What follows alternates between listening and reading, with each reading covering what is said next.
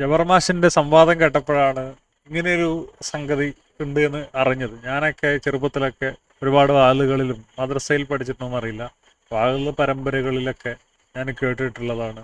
ചുട്ടുപൊള്ളുന്ന മരുഭൂമിയിൽ വലിയ കല്ലുകൾ ബിലാലിന്റെ നെഞ്ചത്ത് വെച്ചിട്ട് മുശ്രിക്കുകൾ പീഡിപ്പിക്കുകയാണ്. അങ്ങനെ പീഡിപ്പിക്കുമ്പോൾ അള്ളാഹു അഹദ് അള്ളാഹു അഹദ് അള്ളാഹു അഹദ് എന്ന് പറയുന്ന ബിലാൽ.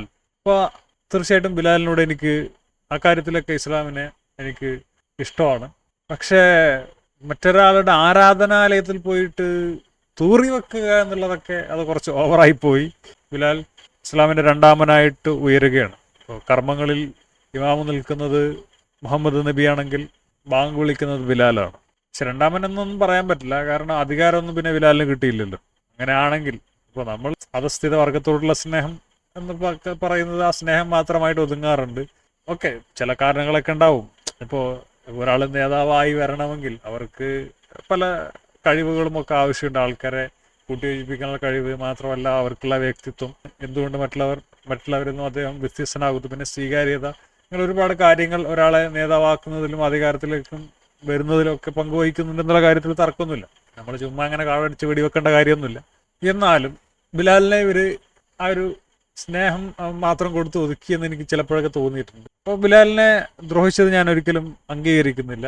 പക്ഷെ അതിന് ഇങ്ങനെ ഒരു കാരണം കൂടി ഉണ്ടായിരുന്നു എന്നുള്ളത് ഇപ്പോൾ കിട്ടുന്ന അറിവാണ്. മുസ്ലിങ്ങൾ ഭയങ്കര സംസ്കാര സമ്പന്നരാണ്, മറ്റുള്ള ദൈവങ്ങളിൽ നിന്നും തെറിവിളിക്കാൻ പാടില്ല, അങ്ങനെ ചെയ്യാൻ പാടില്ല, ഇങ്ങനെ ചെയ്യാൻ പാടില്ല, അതൊക്കെ നമുക്ക് കേട്ട ചിരി വരും. കാബ എന്ന് പറയുന്ന അന്യമതസ്ഥരുടെ ഒരു ആരാധനാലയമായിരുന്നു. അതിനൊരു കഥ മെനഞ്ഞു. അതിന് കുറെ മുന്നേ അത് ഏകദൈവ ആരാധനാലയമായിരുന്നു എന്നൊക്കെ പറഞ്ഞിട്ട് ഇന്ന് പലസ്തീനിൽ നടക്കുന്ന അവിടെ ഒരു ഇസ്രായേൽ എന്നുള്ളൊരു ബൈബിളിലുള്ള തോറയിലുള്ളൊരു കഥയുടെ അടിസ്ഥാനത്തിൽ ആണ് അവിടെ കൊലകളും ഒക്കെ നടക്കുന്നത്.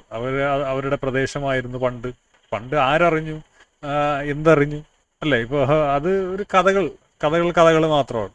അതേപോലെ രാമക്ഷേത്രം, അയോധ്യ എന്നൊക്കെ പറഞ്ഞു, അവിടെ ഒരു കഥയായിരുന്നു, അത് രാമക്ഷേത്രമായിരുന്നു എന്നൊക്കെ പറഞ്ഞിട്ടൊരു കഥ മെനഞ്ഞു. അപ്പോൾ 4500 വർഷം മുന്നേ ആര് ജീവിച്ചിരുന്നു, തെളിവുകളൊന്നുമില്ല, ഒരു കഥ. അപ്പം അങ്ങനെ കഥ മെനഞ്ഞ് മുഹമ്മദ് എന്ത് ചെയ്തു, അവിടുത്തെ മറ്റുള്ളവരുടെ ആരാധനാലയം കയ്യേറി. ഇപ്പോൾ ഇന്ത്യയിൽ ഹിന്ദുക്കൾക്കാണ് അധികാരം, അപ്പോൾ അവർക്ക് കയ്യേറാം, കയ്യൊക്കുള്ളവൻ കാര്യക്കാരൻ. സുപ്രീം കോടതി വരെ ആ രീതിയിലാണ് നീങ്ങിയത്.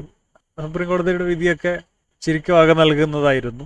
അതേപോലെ മുഹമ്മദ് മക്കയിൽ ചെയ്തതും അങ്ങനെ തന്നെയാണ്. അവിടെ അധികാരം കിട്ടിയപ്പോൾ അത് ബലമായിട്ട് പിടിച്ചെടുക്കുകയാണ് ചെയ്യുന്നത്. ആർക്കും ആരെയും വിമർശിക്കാനുള്ള യോഗ്യത ഒന്നുമില്ല. ഒരു സംഘിക്ക് ഇസ്ലാമിനെ വിമർശിക്കാനുള്ള യോഗ്യത ഒന്നുമില്ല. എല്ലാവരും മതവിശ്വാസികളായ പൊട്ടന്മാർ, അവർക്ക് അധികാരം കിട്ടുമ്പോൾ അവർ തോന്നിയത് ചെയ്യും. അവിടെ നീതി ന്യായമൊന്നും ഇവർക്ക് ഇല്ല. വിശ്വാസിക്ക് എന്ത് ന്യായം, എന്ത് നീതി, എന്ത് ബുദ്ധി? കല്ലിനോട് ചോദിക്കുന്ന പ്രാർത്ഥിക്കുന്നവൻ പൊട്ടനാണ്. അവനെ പോലുള്ള പൊട്ടൻ ഈ ലോകത്തില്ല എന്നുള്ളത് വേറൊരു വിഷയം. അപ്പോൾ ഇങ്ങനെയുള്ള പൊട്ടത്തരം ഒക്കെ ബലമായിട്ട് കീഴടക്കുകയാണ് ചെയ്യുന്നത്. അവിടുത്തെ വിഗ്രഹങ്ങളൊക്കെ ഉടച്ച് ക്ലീൻ ചെയ്തതാണ്. കാബ എന്നുള്ള വിഗ്രഹാരാധന, ഹജറുൽ അസ്വദ് എന്നുള്ള കല്ല്, എന്ത് കല്ല്? അത് ആരോ പറയുന്നത് കേട്ടു, എനിക്ക് ഉറപ്പൊന്നുമില്ല. എന്തായാലും സ്വർഗത്തു നിന്ന് കല്ല് വന്നു എന്നൊക്കെ വിശ്വസിക്കാൻ പാടാണ്. മുഹമ്മദ് നബിയുടെ ഗോത്ര ദൈവത്തിന്റെ അവശിഷ്ടങ്ങളാണ് അത് എന്നൊക്കെയാണ് പറയുന്നത്. ഇത് തന്നെ ആയാലും വിഗ്രഹാരാധന എന്ന് പറഞ്ഞാൽ ഒരു പ്രതീകം വെച്ചിട്ട് അതിനെ ആരാധിക്കുന്നതാണ്. ഇപ്പോൾ ഹിന്ദുക്കൾ കൃഷ്ണന്റെ കടയിൽ നിന്നും ആകുന്ന അല്ലെങ്കിൽ ശിവകാശിയിൽ നിന്നും പ്രിന്റ് ചെയ്ത് കൊണ്ടുവരുന്ന ആ ഫോട്ടോനെ അല്ല അവർ ആരാധിക്കുന്നത്. ശരിക്കും അതൊരു പ്രതീകം മാത്രമാണ്. അവർ ആരാധിക്കുന്നത് കൃഷ്ണനെയാണ്, അല്ലെങ്കിൽ കൃഷ്ണ പരബ്രഹ്മത്തെയാണെന്നൊക്കെയാണ് അവർ പറയുന്നത്. അതേപോലെ അള്ളാഹുവിന്റെ പ്രതീകമാണെന്ത്? കാബ. കാബക്ക് മുന്നിട്ട് പ്രാർത്ഥിച്ചില്ലെങ്കിൽ നിസ്കാരം ശരിയാവില്ല. ഹജ്ജിന് പോയാൽ അവിടെ കാബയിൽ തവാഫ് ചെയ്യണം, സായി ചെയ്യണം, പിന്നെ മിനയിൽ പോകണം, അറഫയിൽ പോകണം, മുസ്ദലിഫയിൽ പോകണം, അവിടെ ജംറയിൽ കല്ലെറിയണം. ഇതൊക്കെ പ്രതീകങ്ങളാണ്. അപ്പോൾ ഇത് തന്നെയാണ് വിഗ്രഹാരാധന എന്ന് പറയുന്നത്. ശരിക്കും ഖുർആൻ ഒരു വിഗ്രഹമാണ്, മുഹമ്മദ് നബിയുടെ വിഗ്രഹമാണ്. നമ്മൾ എന്തിനെ പുണ്യമായിട്ട് കാണുന്നുണ്ടോ അതൊക്കെയും വിഗ്രഹമാണ്, അല്ലെങ്കിൽ അത് ആരാധനയാണ്. ആരാധനയല്ലേ വേണ്ടത്, പരസ്പരം അംഗീകരിക്കുകയും സഹവർത്തിക്കുകയും ചെയ്യുകയാണ് വേണ്ടത്. മനുഷ്യരാൽ അങ്ങനെയാണ് വേണ്ടത്. നമ്മളാരെയും ആരാധിക്കേണ്ട കാര്യമില്ല. അപ്പോൾ എന്തായാലും ബിലാൽ ഇങ്ങനെ തൂറി വെച്ചു എന്നുള്ളത് കണ്ടപ്പോൾ അത്ഭുതം തോന്നി. അപ്പം അതിൻ്റെ തെളിവുകൾ ഞാൻ കാണിച്ചു തരാം. ഇത് മുസ്ലിങ്ങൾ നോക്കുന്ന പ്രശസ്തമായൊരു ഖുർആൻ വെബ്സൈറ്റാണ്. അപ്പോൾ ഇത് ഇംഗ്ലീഷിലാണുള്ളത്, അത് ഞാൻ മലയാളത്തിലേക്ക് തർജ്ജമ ചെയ്തതാണ്.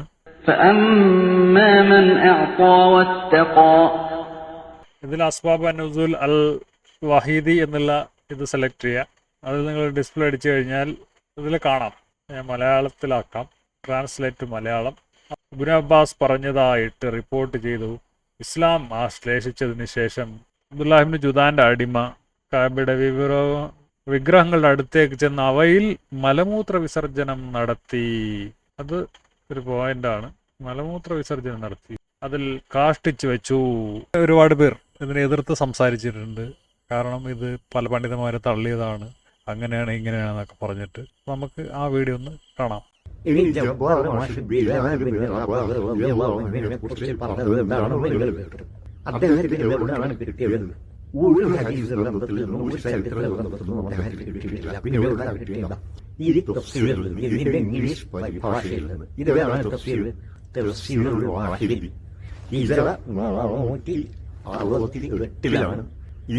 മരണപ്പെട്ടത് ഇത് തഫ്സീറിൽ തന്നെ ആ ചരിത്ര സംഭവം ചരിത്ര സംഭവങ്ങളുടെ കളവാണ്.